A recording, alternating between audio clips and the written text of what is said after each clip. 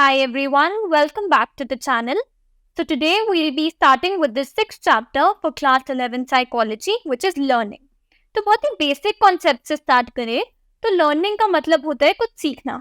Guitar बजाना, dance करना, swimming करना, टेनिस खेलना, ये सारे कुछ ऐसे एक्टिविटीज होते हैं जो हम सीखते हैं, हम लर्न करते हैं over a period of time. फिर इन चीज़ों की प्रैक्टिस करते हैं, नए नए एक्सपीरियंसेस गेन करते हैं और ये टास्क हमारी लाइफ का एक इम्पॉर्टेंट पार्ट बन जाती हैं. तो ये टास्क, ये एक्टिविटीज हम लोग एक ड्यूरेशन में सीखते हैं, over a period of time learn करते हैं, प्रैक्टिस करते हैं और इन्हें अक्वायर करते हैं. तो अब एक प्रॉपर डेफिनेशन पढ़ते हैं हम पहले. So any relatively permanent change in behaviour और behavioural potential produce by experience. Learning में हम लोग नए नए एक्सपीरियंसेस गेन करते हैं, नई बातें सीखते हैं उस स्पोर्ट के बारे में, उस एक्टिविटी के बारे में, और वो हमारे बिहेवियर में परमानेंट चेंज ले आती है. So that is what learning is. Now changes due to practice and experience, these are two important aspects of learning which are relatively permanent, are illustrative of learning. अगर हम कोई चीज़ बहुत अच्छे से लर्न करते हैं, उसकी प्रैक्टिस करते हैं, फिर किसी एक ऑडियंस के सामने परफॉर्म करते हैं ना, और वो परफॉर्मेंस इतनी अच्छी होती है तो उससे सामने वाला अपने आप इन्फर कर लेता है कि इस इंसान की लर्निंग कितनी स्ट्रॉन्ग और कितनी प्रॉपर होगी.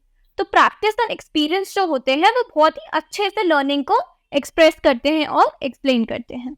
Now there are certain features of learning. So the first feature is that learning always involve some kind of experience. So learning it always involve some kind of experience. हम लोग कुछ नई बातें सीखते हैं उस टास्क के बारे में, नए नए एक्सपीरियंसेस टीचर से तो सीखते ही हैं, साथ में नए नए एक्सपीरियंसेस हम लोग खुद भी गेन करते हैं और हमें नए इनसाइट्स उस स्पोर्ट या उस चीज के बारे में मिलते हैं. Next, behavioural changes that occur due to learning are relatively permanent. So जो बिहेवियरल चेंजेस होते हैं लर्निंग के बाद वो परमानेंट होते हैं. To give you an example, आपने 5 years तक टेनिस सीखा और 5 years के बाद जब आपने टेनिस छोड़ा ना, आज आपको वो टेनिस कोई भी खेलने को बोलेगा, आपको आराम से खेल पाओगे. Why? Because you practice that thing, you've learned that thing properly, and वो आपके behavior का एक permanent part बन गया है. आप उस चीज को सालों बाद तक भी भूल नहीं सकते, because that is the permanent behavior that you will be following for your entire life. Next, now learning always involves a sequence of psychological events. जैसे आपके स्कूल में टेस्ट है और आपको कुछ क्वेश्चन आंसर लर्न करने हैं, स्पेसिफिक क्वेश्चन आंसर, तो हम लोग पहले उस चैप्टर को रीड करते हैं, फिर लर्न करते हैं, फिर रिकॉल करते हैं, फिर लिख के प्रैक्टिस करते हैं या ओरली प्रैक्टिस करते हैं. तो लर्न करते टाइम हम कुछ सीक्वेंस ऑफ साइकोलॉजिकल इवेंट्स को फॉलो करते हैं और लर्निंग प्रोसेस को कंप्लीट करते हैं. ऐसे हेवायर तरीके से हम कुछ भी याद नहीं करते, हमेशा ही सीक्वेंस में हम लोग चीज़ें सीखते हैं. जैसे लैंग्वेज सीखते हुए हम पहले अल्फाबेट्स के बारे में पढ़ते हैं, फिर 2 letter वर्ड्स, फिर 3 letter वर्ड्स. धीरे धीरे बच्चा जैसे लैंग्वेज लर्न करता है वो एक प्रॉपर साइकोलॉजिकल इवेंट या सीक्वेंस को फॉलो करता है. तो ये था हमारा third feature. Next, learning is an inferred process and is different from performance. Learning को हम इन्फर करते हैं कि किसी ने अगर कुछ लर्न किया है तो वो सामने सामने नहीं एक्सप्रेस कर पाते हैं, उसको हमें उसकी परफॉर्मेंस से इन्फर करना पड़ता है. अब हम इसका एक एग्जाम्पल लेंगे. तो सबसे पहले परफॉर्मेंस क्या होती है? Performance is a persons observe behaviour और रिस्पॉन्स और action. Now let us understand what is meant by the term inference. Now suppose you are asked by your teacher to memorize a poem. You read the poem a number of times. Then you say that you have learned the poem. You are asked to recite the poem and you are able to recite it. Now the recitation of the poem by you is your performance.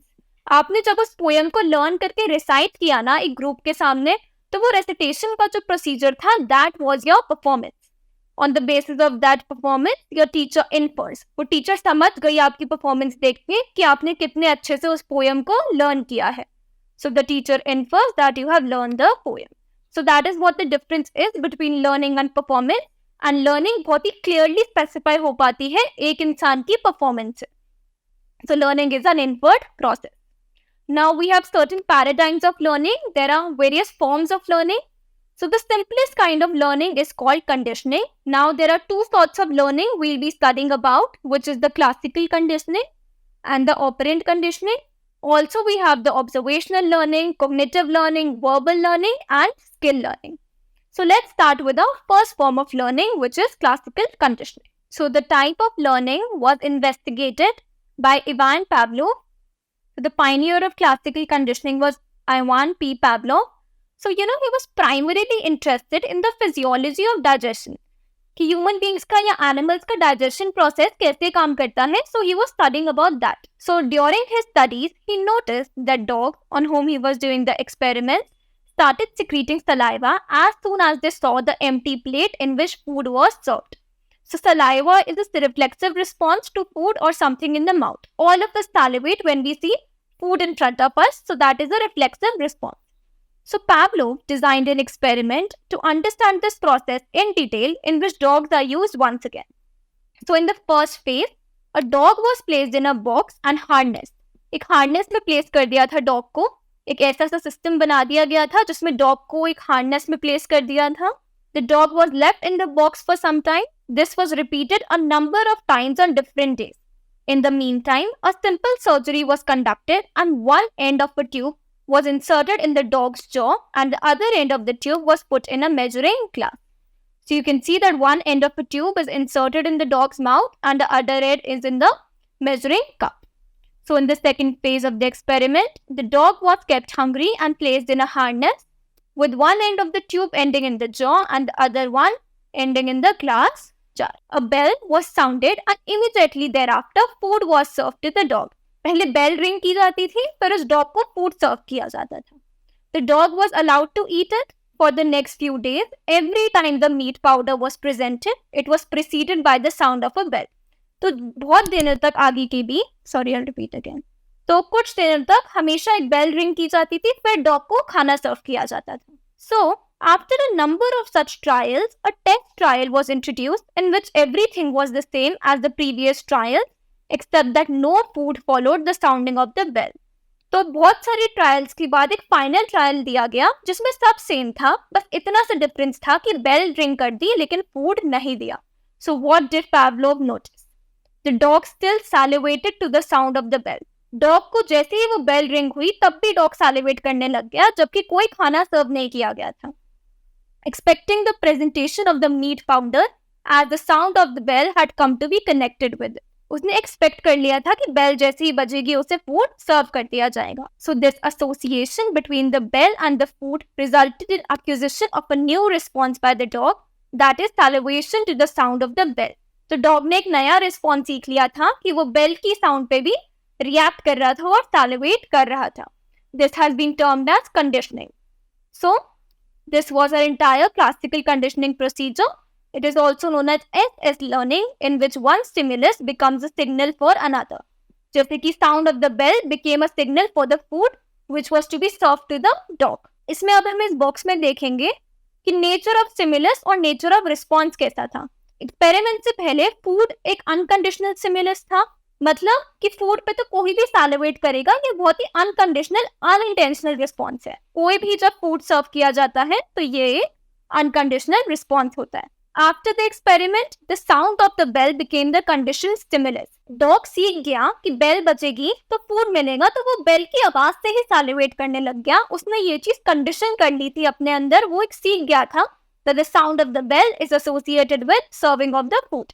तो sound of the bell उसके लिए CS यानी कि conditioned stimulus बन गया था और salivation उस बेल की आवाज पे एक conditioned response बन गया था. So these were the relationship of stages of conditioning and operation. Now, what are the factors influencing CR? Now, time relations between stimulus. So, the first three are called forward conditioning procedures and the fourth one is called backward conditioning. तो जब भी conditioned stimulus और unconditional stimulus साथ में सर्व कर दिए जाते हैं, it is called simultaneous conditioning. यानी कि बेल भी बजा दी गई और खाना भी एक साथ दे दिया गया, तो वो होती है simultaneous conditioning. Delayed conditioning, onset of CS precedes the onset of US. मतलब कंडीशन स्टिमुलस कि पहले बेल रिंग कर दी और फिर फूड सर्व किया डॉग को, तो ये होता है delayed conditioning. So the bell की जो रिंगिंग प्रोसेस था वो फूड सर्व करने से पहले ही खत्म कर दिया. Trace conditioning, the onset and end of CS precedes the onset of US with some time gap between the two. तो बेल रिंग करने में और खाना सर्व करने में थोड़ा सा टाइम गैप था, उसको हम बोलते हैं ट्रेस कंडीशनिंग. बैकवर्ड कंडीशनिंग मतलब फूड पहले सर्व कर दिया और बेल बाद में बजाई. US preceded the onset of CS. So these were certain examples, certain probabilities कि इन conditions के थ्रू हम लोग एक relationship establish कर सकते हैं between two stimuli in the classical conditioning experiment. So it is now well established that delayed conditioning procedure is the most effective way of acquiring a CR. Now, the type of conditioned stimuli also influence the classical conditioning learning process. तो दो तरह के stimuli होते हैं, appetitive and aversive. Appetitive unconditional stimuli automatically elicit approach responses such as eating, drinking, caressing. So these are some responses which give us satisfaction and pleasure. On the other hand, aversive responses क्या होते हैं? Noise, bitter taste, electric shock, painful injections which are harmful and elicit avoidance and escape responses. तो aversive stimuli से लोग दूर भागेंगे, they'll try to escape them. So it has been found that appetitive classical conditioning is slower and requires greater number of acquisition trials, but aversive classical conditioning is established in 1, 2 or 3 trials depending on the intensity of the aversive US. तो appetitive जो responses होते हैं उसमें हमारी learning थोड़ी slow चलती है, लेकिन aversive होते हैं उसमें learning बहुत fast हो जाती है. ये जो aversive responses होते हैं ना, इससे इंसान हमेशा भागने की कोशिश करेगा. तो आपने इसे एक बार एक्सपीरियंस किया, 2 बार एक्सपीरियंस किया, तो आपकी लर्निंग बहुत जल्दी होती है as compare to appetitive responses. Now, intensity of the conditioned stimuli. So, more intense conditioned stimuli are more effective in accelerating the acquisition of conditioned responses. It means the more the intense the conditioned stimuli, fewer are the number of acquisition trials needed for conditioning. तो ये था हमारा intensity of the conditioned stimuli. We now have operant or instrumental conditioning. So this type of conditioning was first investigated by B.F. Skinner. So Skinner studied occurrence of voluntary responses when an organism operates on the environment. So Skinner basically ये test करना चाहते थे कि एक organism खुद कैसे environment में response देना सीखता है, खुद कैसे environment में modifications करना सीखता है.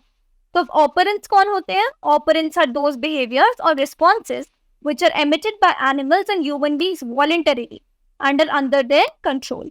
तो ऐसे responses तो human beings खुद initiate करते हैं, जो animals खुद initiate करते हैं और वो उनके control में होते हैं, उन्हें बोलते हैं operants.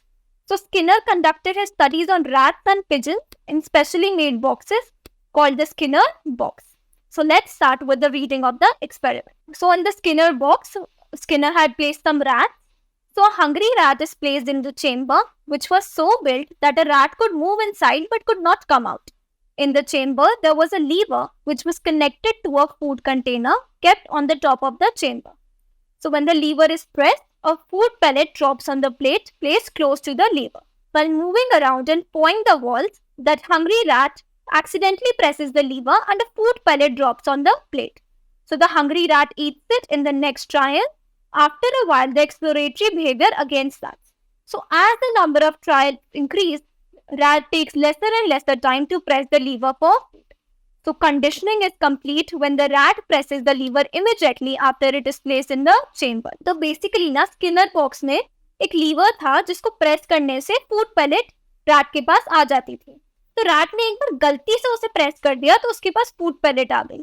फिर बार बार धीरे धीरे उसने फिर जैसे एक्सप्लोर करना शुरू किया एनवायरनमेंट को, उसने फिर बटन प्रेस किया, फिर फूड आया. जैसे ही ये नंबर ऑफ ट्रायल्स इंक्रीज हुआ ना, हमारी कंडीशनिंग बढ़ती गई. रैट को कम से कम टाइम लगा वो लीवर प्रेस करने में और फूड लेने में. और कंडीशनिंग तब कंप्लीट हुई कि जैसे ही हमने रैट को उस चेंबर में प्लेस किया, उसने लीवर दबाया और फूड पैलेट उसके पास आ गया. Now lever pressing operant response है because the rat has learned to gather his food itself. Now lever को प्रेस करना ना एक ऑपरेंट रिस्पॉन्स है क्योंकि रैट ने खुद सीखा है कि जैसे ही वो लीवर प्रेस करेगा तो फूड आएगा. And getting food is a consequence, एक फाइनल नतीजा है उस लीवर को प्रेस करने का. तो ये था हमारा इंस्ट्रूमेंटल कंडीशनिंग का experiment. Now in the above situation, response is instrumental in getting the food. That is this type of learning is also called instrumental conditioning.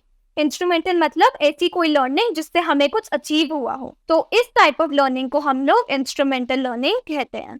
Now, what are the determinants of operant conditioning? ये एक important topic है जिससे question भी आ जाता है. So now discuss the factors that influence the course of operant conditioning. Now, operant or instrumental conditioning is a form of learning in which the behavior is learned, maintained or changed through its consequences. So, ऐसे जो consequences होते हैं वो एक reinforcers की तरह काम करते हैं. Reinforcer क्या होता है? कुछ ऐसा reward या कोई ऐसी punishment जिससे एक behavior strengthen होता है या तो weak होता है. इस केस में जो रैट को फूड मिल रहा था वो उसके लिए एक reinforcer था. क्यों? क्योंकि वो एक एक्ट सीख रहा था, एक बिहेवियर सीख रहा था लीवर को प्रेस करने का, और उसके बाद उसे फूड मिल रहा था एज अ रिवॉर्ड. तो उसका ये बिहेवियर धीरे धीरे इंक्रीज होता गया, स्ट्रांग होता गया. Why? Because the rat was getting reinforced. So a reinforcer is defined as any stimulus or event which increases the probability of the occurrence of a desired response. अगर हम लोग को अगर हमें reinforcement मिलेगा, रिवॉर्ड मिलेगा, तो वो बिहेवियर बार बार अकर होता रहेगा. So that is what a reinforcer does. Now, reinforcer की कुछ टाइप्स होते हैं, पॉजिटिव और नेगेटिव, नंबर और frequency. I'll repeat again. Number of frequency, quality, superior or inferior, and schedule, continuous or intermittent. Now, another factor that influences this type of learning is the nature of response or behavior that is to be conditioned. So, the interval or length of time that lapses between occurrence of response and reinforcement also influence this operant conditioning. So, types of reinforcement. A positive reinforcement involves stimuli that have pleasant consequences, and negative reinforcers involve unpleasant and painful stimuli. So, punishment क्या होती है? Punishment reduces or suppresses the response, while a negative reinforcer increases the probability of avoidance or escape response. Punishment से ना, गुस्सा करने से या punishment से वो behavior थोड़े टाइम के लिए ही suppress हो पाएगा, लेकिन नेगेटिव reinforcement से वो बिहेवियर लंबे टाइम तक एक इंसान अवॉइड करता है. जैसे अगर कोई बच्चा होमवर्क नहीं कर रहा है ना, you can take away his television time और you can reduce his play time. उससे वो पर्सन वो होमवर्क करना टाइमली सीख जाएगा. लेकिन पनिशमेंट देंगे तो वो थोड़े टाइम तक ठीक से होमवर्क करेगा, लेकिन फिर वो बैक टू नॉर्मल हो जाएगा. इसलिए पनिशमेंट से बेटर हमेशा नेगेटिव रीइंफोर्समेंट होती है. Now the number of reinforcement, so the number of trials, the amount of reinforcement, the quality of reinforcement, all of these factors matter in the process of instrumental conditioning. Schedules of reinforcement. So a reinforcement schedule is the arrangement of the delivery or reinforcement during conditioning trials. कि आपने reinforcement एक gap पे दिया है या फिर continuously दिया है एक learning process में, वो होता है schedules of reinforcement. So when a desired response is reinforced every time it occurs, we call it continuous reinforcement. जब हम बार बार एक बिहेवियर, एक प्लेजेंट बिहेवियर अकर होता है और उसे रिवॉर्ड करते हैं तो उसे बोलते हैं continuous reinforcement. Now partial reinforcement क्या होती है? जब हम थोड़े थोड़े स्केड्यूल्स में या थोड़े थोड़े टाइम गैप्स पे एक बिहेवियर को रिवॉर्ड करते हैं या रीइंफोर्स करते हैं. So it is known as partial reinforcement and has been found to produce greater resistance to extinction than it is with continuous reinforcement.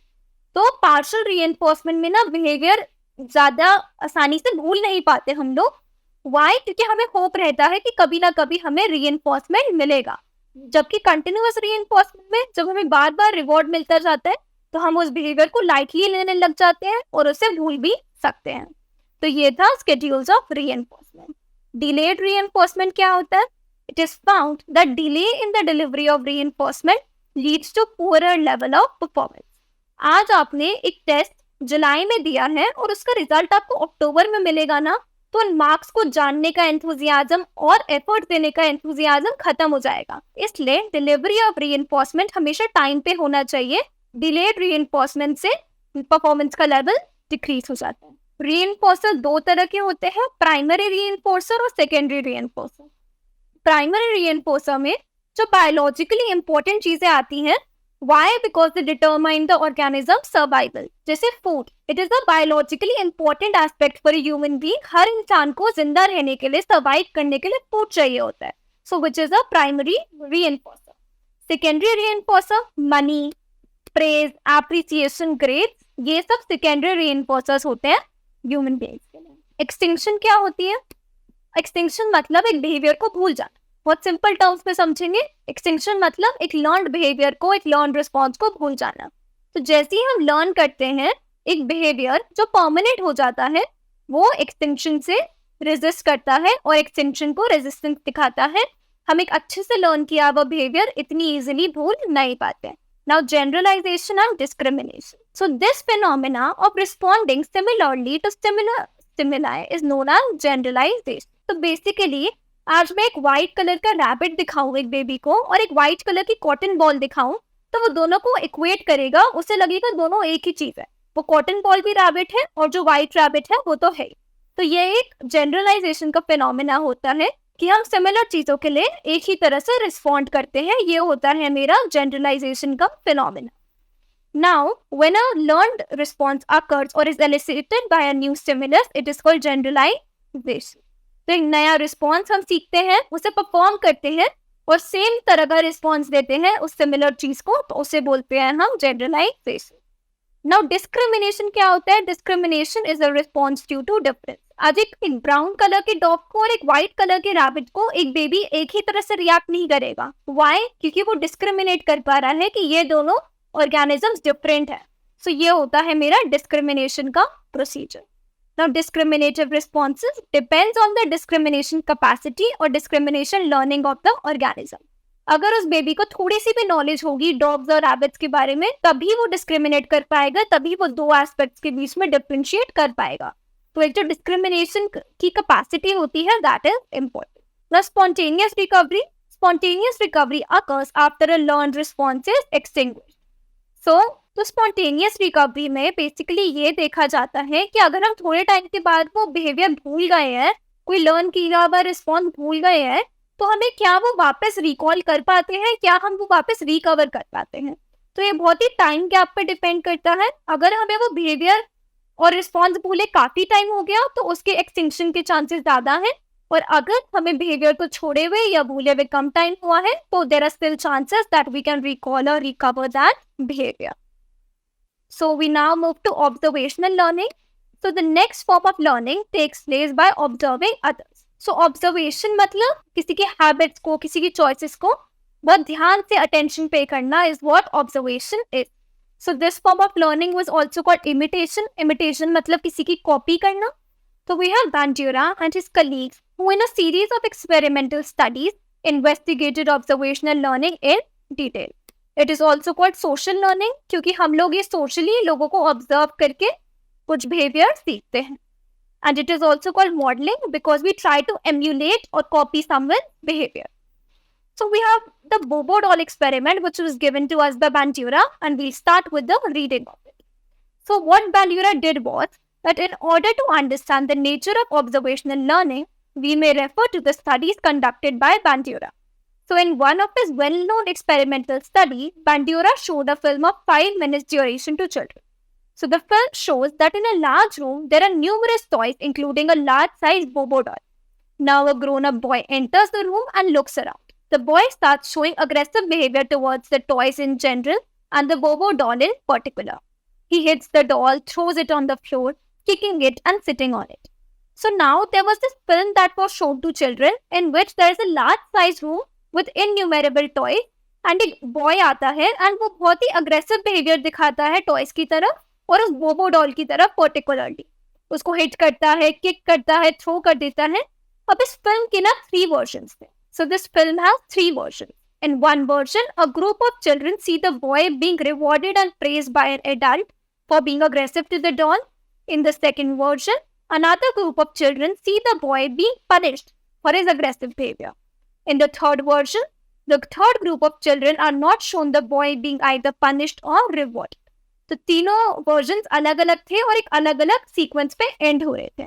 एक में उस बच्चे को प्रेस किया गया, रिवॉर्ड किया गया अग्रेसिव बिहेवियर दिखाने के लिए, दूसरे में उसे पनिश किया गया उस बिहेवियर को दिखाने के लिए, और तीसरे में there was neither punishment nor rewarding of that behaviour. So after viewing a specific version of the film, now all the 3 groups of children, जो 3 ग्रुप्स बन गए थे, जिन तीनों ग्रुप्स को इंडिविजुअली 3 वर्जन्स दिखाए गए थे, they were placed in an experimental room in which similar toys were placed around. अब उन्हें एक्चुअली उस फिल्म जैसी सिचुएशन में ऐसे रूम में प्लेस कर दिया गया था जो बहुत सारे टॉयज थे.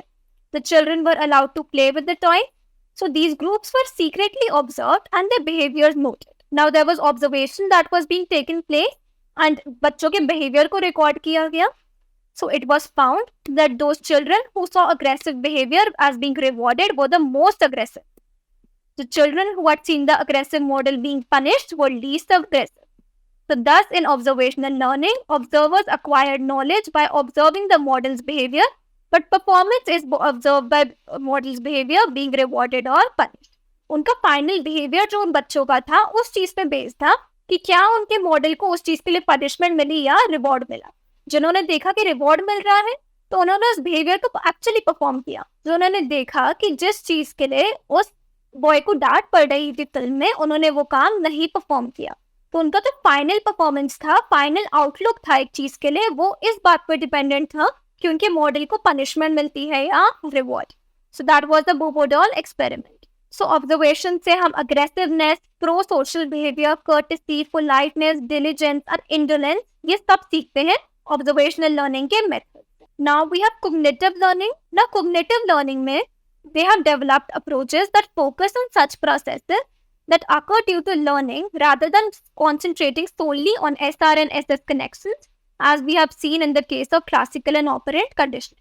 तो cognitive learning में basically cognitions के थ्रू जो learning होती है, हमारी mental processes के थ्रू जो learning होती है, उन पे ध्यान दिया गया था. तो इसमें दो हमारे पास टॉपिक्स हैं, insight learning और latent learning. Now insight learning में we have Collar. So he performed a series of experiments with chimpanzees that involved solving complex problems. So what Collar did was that he placed chimpanzees in an enclosed play area where food was kept out of their reach. Collar ने chimpanzees को एक enclosed area में रख दिया था जहाँ उनके पास food नहीं था. Tools such as poles and boxes were placed in the enclosure. Now what the chimpanzees did was that they rapidly learned how to use a box to stand or a pole to move the food in their direction. उन्होंने उस box का या पोल का use किया ताकि वो food को पा सके, फूड तक पहुंच सके. So in this experiment, learning did not occur as a result of trial and error and reinforcement, but came about in sudden flashes of insight. ये एक sudden flashes of insight में आई कि अचानक से चिंपैंजीज को आइडिया आया कि हम ऐसे शायद ये करेंगे तो हमें फूड मिल सकता है. Chimpanzees would roam about in the enclosure for some time and then suddenly would stand on a box, grab a pole and strike a banana which was out of the normal reach above the enclosure. तो ये sudden flashes of idea होते हैं, बहुत ही suddenly ये ideas हमारे दिमाग में आते हैं. So this chimpanzee exhibited what Collar said insight learning. Now the process by which the solution to a problem suddenly becomes clear. Next, latent learning. A new behavior is learned but not demonstrated until reinforcement is provided for displaying it. हमने behavior तो सीख लिया, लेकिन जब तक हमें उस behavior को display करने के लिए reward नहीं मिलता, appreciation नहीं मिलती, तब तक हम उस behavior को perform नहीं करते. But Tolman made an early contribution to the concept of latent learning. So what he did was, Tolman put two groups of rats in a maze and gave them an opportunity to explore. In one group, rats found food at the end of the maze and soon learned to make their way rapidly through the maze. एक rats का जो group था, उन्हें food मिल जाता था आसानी से maze के end पे, तो उन्होंने जल्दी से अपना रास्ता बनाना सीख लिया था maze के through ताकि उन्हें food मिल सके. On the other hand, rats in the second group were not rewarded and showed no apparent signs of learning. जिस ग्रुप को सेकेंड ग्रुप को रिवॉर्ड नहीं दिया गया, फूड नहीं दिया गया, उन्होंने कोई साइंस या कोई एंथुसियाज्म नहीं दिखाया मेज को क्रॉस करने का, मतलब लर्निंग के कोई साइंस नहीं दिखाए. But later when these rats were reinforced they ran through the maze as efficiently as the rewarded group.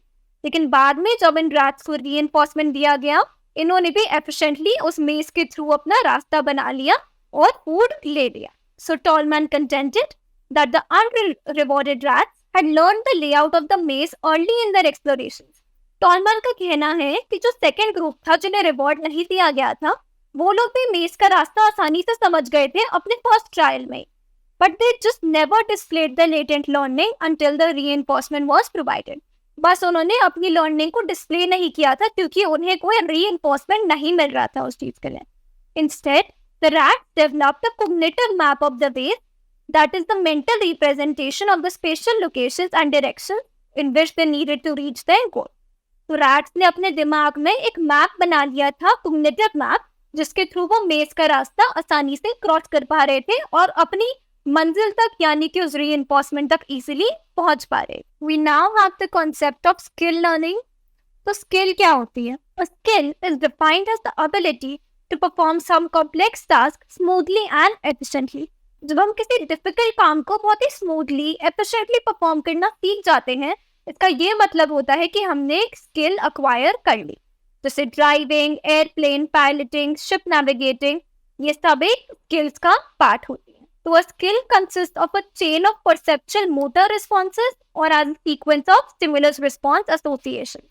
तो स्किल हम लोग क्लासिकल कंडीशनिंग जैसे वो डॉग वाला एक्सपेरिमेंट था, कोई स्किल हम वैसे भी सीख सकते हैं, स्टिमुलस और रिस्पॉन्स के बीच में कनेक्शंस बना के, या कॉग्निटिव लेवल पे भी रिस्पॉन्स देके, मोटर रिस्पॉन्स देके किसी चीज को, तब भी हम एक स्किल अक्वायर कर सकते हैं। Now there are certain phases of skill acquisition. So one of the most influential accounts of the phases of skill acquisition is presented by Pitts. So according to him, skill learning passes through 3 phases, which is the cognitive, associative, and autonomous learning. In the cognitive phase of skill learning, the learner has to understand and memorize the instructions and understand how the task is to be performed. So cognitive learning में basically जो first step होता है, उसमें हमें चीजें समझनी पड़ती हैं, instructions को assess करना पड़ता है, and एक overall view लेना होता है कि कैसे ये skill हम perform करेंगे. Second phase आ जाती है. In this, different sensory inputs or stimuli are linked with appropriate responses. As the practice increases, error decreases, performance improves, and time taken also reduces. So with continuous practice, errorless performance begins, though the learner has to be attentive to all the sensory inputs and maintain concentration on the task. तो basically हम लोग अपने सारे sensory inputs को एक response देने के लिए elicit कर देते हैं, dedicate कर देते हैं. अगर मैं ड्राइव कर रही हूँ तो मेरे ईयर्स आसपास फोन को सुनेंगे, आई ध्यान रखेंगे कि कोई व्हीकल मेरे सामने से तो नहीं आ रहा, साइड से तो नहीं आ रहा. एक तरह से हम लोग पूरा कंसंट्रेशन सिर्फ उसी टास्क पे देंगे. ये होती है मेरी एसोसिएटिव फेज, जिसमें हम लोग हमारे सेंसरी इनपुट और रिस्पॉन्सेस को एसोसिएट करते हैं और लिंक करते हैं. उसके बाद हमारी ऑटोनोमस फेज आ जाती है, जिसमें 2 इंपॉर्टेंट चेंजेस होते हैं. The attentional demands of the associative phase decrease and the interference created by external factors reduces. Finally, skilled performance attains automaticity with minimal demands on the conscious effort.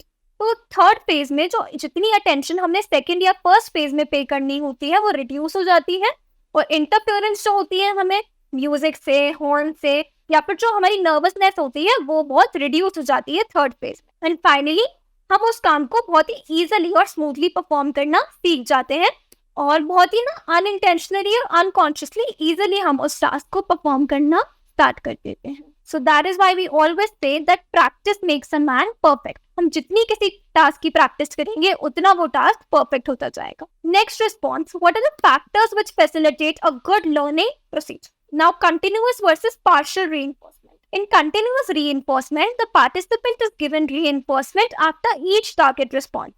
So this kind of schedule of reinforcement produces a high rate of responding. Now in such schedules, when reinforcement is not continuous, some responses are not reinforced. Partial हमने पहले भी बात की थी कि हर बार जब वो behavior occur होता है हम लोग reward नहीं देते, कभी कभार उस behavior के लिए reward दे देते हैं. इसलिए इसे partial और intermittent reinforcement भी कहा गया है. It has been found that partial reinforcement schedules often provide very high rates of responding, particularly when responses are reinforced according to ratio. अगर एक behavior 6 times occur हो रहा है तो मैंने 3 बार उसे reinforce किया और 3 बार नहीं किया, तो उससे जो respond करने का रेट है, उस behavior को perform करने का रेट है, वो increase होता जाएगा. Why? क्योंकि एक balance में, एक ratio में वो behavior को reinforce किया जा रहा है. ये भी नहीं है कि बिल्कुल ही नहीं रीइंफोर्स किया जा रहा, और ये भी नहीं है कि बार बार हर बार उस बिहेवियर को रीइंफोर्स किया जा रहा है. तो पार्शियल रीइंफोर्समेंट का ये एक बहुत बड़ा बेनिफिट होता है. The fact that responses acquired under partial reinforcement are highly resistant to extinction is called partial reinforcement effect. जिस बिहेवियर को हम पार्शियली रीइंफोर्स करते हैं वो ज्यादा जल्दी हम लोग भूल नहीं पाते, और उस इफेक्ट को हम बोलते हैं पार्शियल रीइंफोर्समेंट इफेक्ट. मोटिवेशन. अब अगर मेरा कोई टास्क परफॉर्म करने का, कोई स्किल सीखने का मन ही नहीं है तो मैं वो चीज कभी सीख ही नहीं पाऊंगी. तो मोटिवेशन बहुत ही इंपॉर्टेंट फैक्टर होता है लर्निंग के लिए. अब हमारे पास मोटिवेशन 2 तरह की होती है. intrinsic motivation and extrinsic motivation. You learn many things because you enjoy them. जैसे इंट्रिंसिक मोटिवेशन, अगर मेरा स्पोर्ट्स में बहुत इंटरेस्ट है और मुझे टेनिस खेलना, बास्केटबॉल खेलना ये सब बहुत पसंद है, तो मैं मन से इंट्रिंसिकली मोटिवेटेड हूँ उस स्किल को सीखने के लिए. और some tasks provide you the means for attaining some other goal, extrinsic motivation.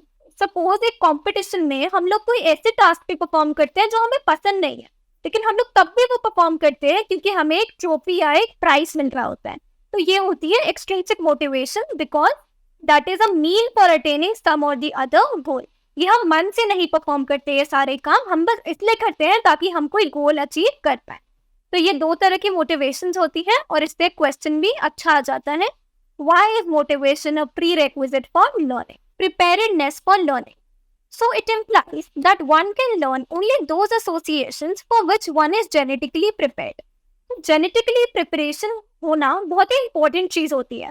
Now human beings, हम लोग ऐसी species है जो बोलना जानते हैं. हम लोग अपनी मदर टंग ना बहुत easily सीख पाते हैं. क्यों? क्योंकि हम लोग genetically endowed है, genetically used to है अपनी मदर टंग को सीखने के लिए. जबकि एनिमल्स, उनके जीन्स में होता ही नहीं, वो लोग बोल नहीं सकते. इसलिए चाहे कितनी भी टेक्नोलॉजी आगे बढ़ जाए, जो चीज उन एनिमल्स के जीन्स में ही नहीं है, जिसके लिए वो जेनेटिकली एंडोर्ड ही नहीं है, वो कभी वो टास्क परफॉर्म कर ही नहीं पाएंगे. तो प्रिपेयर्डनेस का यही मतलब होता है कि हम वो काम जब भी परफॉर्म कर सकते हैं जब वो हमारे जीन्स का पार्ट हो, हमारी स्पीशीज में वो चीज चली आ रही हो बहुत टाइम से. सो ये था हमारे सारे फैक्टर्स जो लर्निंग को फैसिलिटेट करते हैं. अब हमारे पास एक इम्पोर्टेंट टॉपिक आ जाता है विच इज लर्निंग डिसेबिलिटी. अब लर्निंग डिसेबिलिटी क्या होती है? It refers to a heterogeneous group of disorders manifested in terms of difficulty in acquisition of learning, reading, writing, speaking, reasoning and mathematical activities. तो learning disability में heterogeneous disorders होते हैं, बहुत अलग अलग तरह के disorders होते हैं जो हमें ये दिखाते हैं कि लोगों को रीड करने में, लर्न करने में, लिखने में, बोलने में, मीनिंग निकालने में, मैथमेटिकल एक्टिविटीज परफॉर्म करने में जो जो प्रॉब्लम्स होती है वो हमें एक डिस्क्लेमर या डिस्क्रिप्शन देते हैं. So the sources of such disorders are inherent in the child. Learning disabilities का एक मेन रीजन जेनेटिक्स होता है. ये सारी प्रॉब्लम्स एक न्यूबॉर्न के अंदर इनहेरेंटली प्रेजेंट होती हैं, उसके जीन्स का ही पार्ट होती हैं. सो लर्निंग डिसेबिलिटीज का एक सोर्स है genetics. Now what are the symptoms of learning disabilities? Difficulties in writing letters, words and phrases, reading out text and speaking appears quite frequently. Next, learning disabled children have disorders of attention. They cannot focus their concentration or, pay attention at one point. They are highly distractible and impulsive. So, poor space orientation and inadequate sense of time are common symptoms. Now, these children, they lack a sense of time.